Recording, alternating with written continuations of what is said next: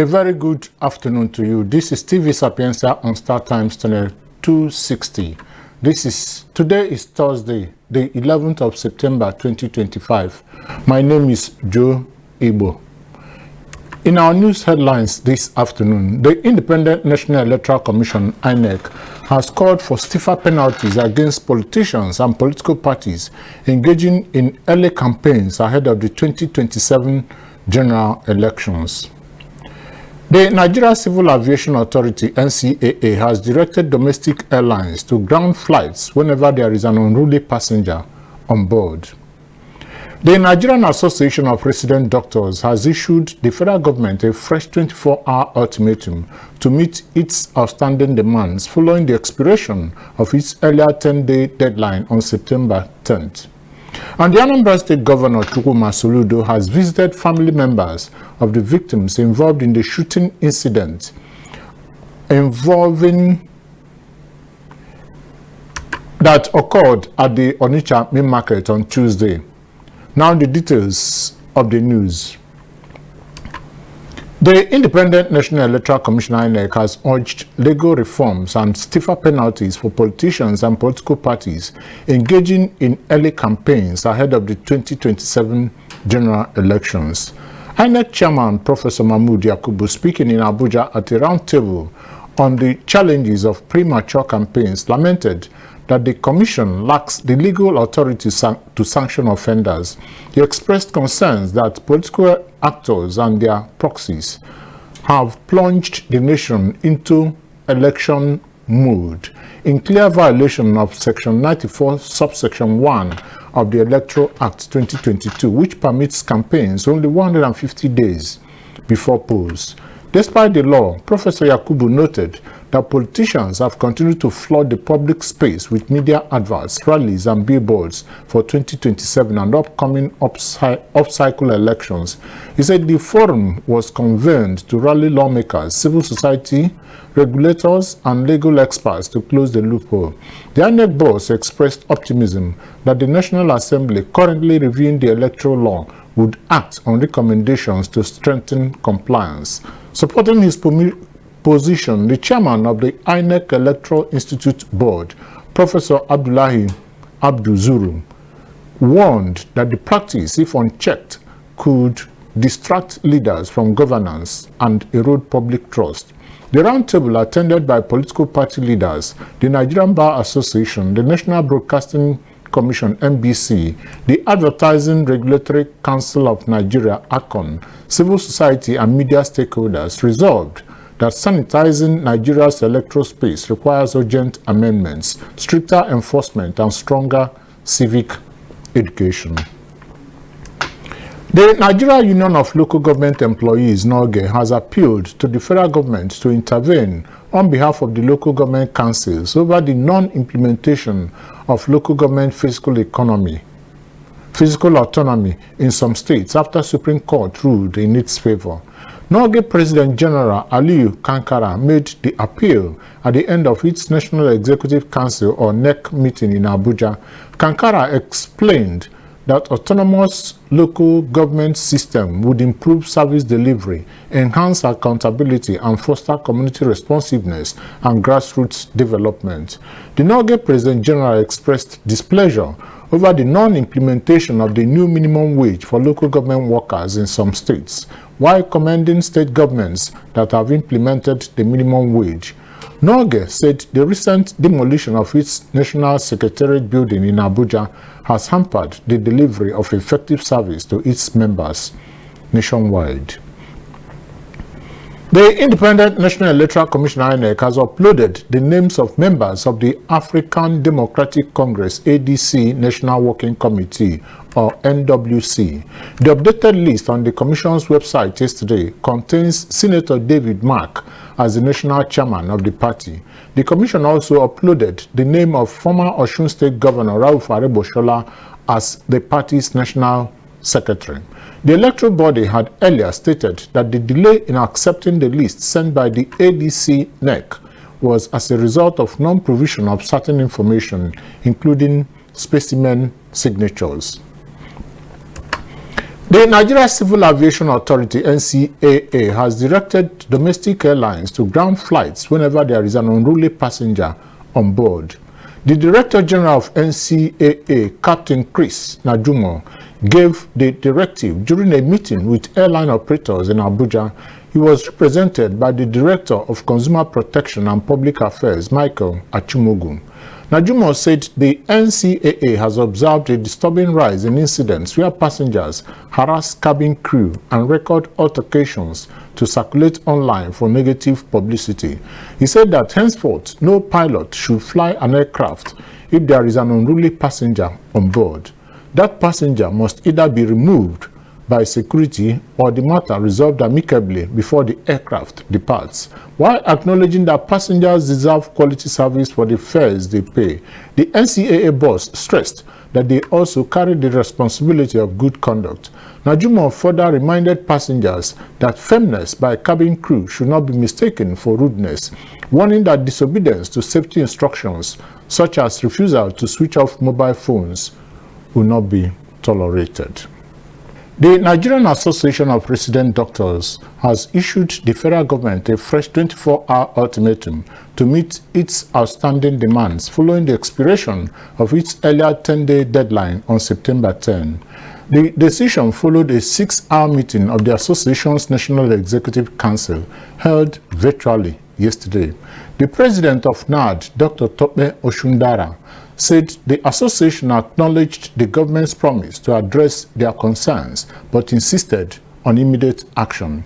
In a communique issued on September 1, 2025, and signed by NAD President Dr. Tope Oshundara, General Secretary Dr. Oluwasola Odumbaku, and Publicity and Social Secretary Dr. Omoha Amobi, the doctors demanded immediate payment of the outstanding 2025 Medical Residency Training Fund, settlement of 5 months arrears from the 25 to 35% Consolidated Medical Salary Structure Review, and other long-standing salary backlogs. Speaking with newsmen, the president of NAD, Dr. Sundara, said they decided to give the government the next 24 hours to attend to their demands. A fatal road accident along the Owerri-Onitsha road after Njaba Bridge in Awamama, Imo State, has claimed the lives of about 12 Jehovah's Witnesses worshippers returning from a convention. The worshippers, who are said to have originated from a community in Oguta local government area of Imo State, were returning from the annual Jehovah's Witness Assembly Convention in Uli, Anambra State. According to a police statement, the accident involved a gas tanker truck registration number T16716LA marked Nupeng, which was driving against traffic, and a commuter bus registration number ABB79BX carrying the church members. The statement by the Imo State Police Command spokesperson Henry Okoye said 12 people lost their lives, 8 adults and 4 children, while 8 others were injured. Okoye said the deceased were evacuated and deposited at Obaku Mortuary, while the injured are receiving treatment at Divine Hospital, Awamama. He said the State Police Commissioner, CP Aboki Danjuma, has expressed condolences to the bereaved families and wished the injured a quick recovery. Okoye warned motorists against reckless driving practices, urging all road users to prioritize safety and obey traffic regulations. The federal government has inaugurated the Inter-Ministerial Committee, IMC, for the 2025 Independence Day celebration. The committee is saddled with the responsibility of planning, organizing, and executing all approved programs to commemorate Nigeria's 65th independence anniversary. According to a statement by the Director, Information and Public Relations, Segun Imo-Hiosen, the 65th Independence Anniversary celebration will commence with a World Press Conference on Thursday, September 25, 2025. The celebration will feature youth activities and a historical arts exhibition on Saturday, September 27, 2025, a church service on Sunday, September 28, 2025, a public lecture on Monday, September 29, 2025, while the presidential broadcast and 65th Independence Day Parade will be held on Wednesday, October 1, 2025. The Delta State Commissioner of Police, CP Aboniwanda Olufemi, has announced that operatives of the State Command arrested 80 suspects in connection with armed robberies, frauds, thefts, and other criminal activities in August 2025 in the state. He also said the command recorded the recoveries of 31 firearms, 86 ammunition and cartridges, and 50 laptops and mobile phones during the month of August 2025. CP Olufemi disclosed this at the state's command headquarters in Asaba during a press conference to reel out the achievements of the command in August. The police commissioner noted that Delta State has become very hot for criminals in recent times, while assuring residents that the command will continue to go after criminally minded individuals and ensure that they are arrested and brought to justice. The federal government has warned contractors, including foreign firms, that any breach of regulations in road projects awarded to them may lead to arrest by the Economic and Financial Crimes Commission, EFCC, and the Independent Corrupt Practices and Other Related Offences Commission, ICPC. The Minister of Works, Engineer David Umahi, issued the warning during an inspection of the ongoing dualization of the East-West Road from Eleme Junction to One Port Junction in Rivers State. Responding to questions from journalists, Umahi commended the quality of work on the project but expressed displeasure over the slow pace, stressing that the December completion deadline remains sacrosanct. The minister said any contractor who refuses to abide by regulations would have the EFCC and the ICPC to contend with. Umahi further disclosed that the federal government had directed that road projects valued below 20 billion naira would no longer be awarded to expatriate companies, in line with its Nigeria First policy aimed at strengthening indigenous capacity in the construction sector. The Anambra State Governor Chukwuma Soludo has visited families of the victims involved in the shooting incident that occurred at the Onitsha main market during a fracas between traders and operatives of Operation Clean and Healthy Anambra Brigade, otherwise known as Ocha Brigade. The incident occurred on Tuesday when operatives of Ocha Brigade allegedly opened fire, leaving no fewer than 4 persons, including a pregnant woman, dead. During the visit yesterday, Soludo extended his condolences to the family of the victim, Chinwe Igwe, and also met with representatives of Igwe's family from Ikwo in Ebonyi State at the Onitsha North Local Government Area Headquarters. The governor visited a private hospital in Onitsha to offer his sympathy to one of the injured victims and also visited 2 other injured victims who are hospitalized at the Nnamdi Azikiwe University Teaching Hospital in Nnewi. He assured the family members of the victims that a thorough investigation will be conducted to uncover the circumstances surrounding the incident. To end the Sapientia TV news at 1 p.m., a recap of the major headlines.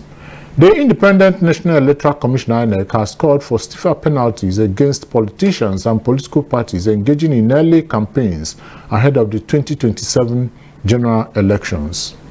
The Nigeria Civil Aviation Authority (NCAA) has directed domestic airlines to ground flights whenever there is an unruly passenger on board. The Nigerian Association of Resident Doctors (NARD) has issued the federal government a fresh 24-hour ultimatum to meet its outstanding demands following the expiration of its earlier 10-day deadline on September 10. And finally, the Anambra State Governor Chukwuma Soludo has visited family members of the victims involved in the shooting incident that occurred at the Onitsha main market on Tuesday. That was the Sapientia TV news at 1 p.m. On behalf of the editorial and technical crew, I am Joe Igbo. Good afternoon and thanks for choosing TV Sapientia.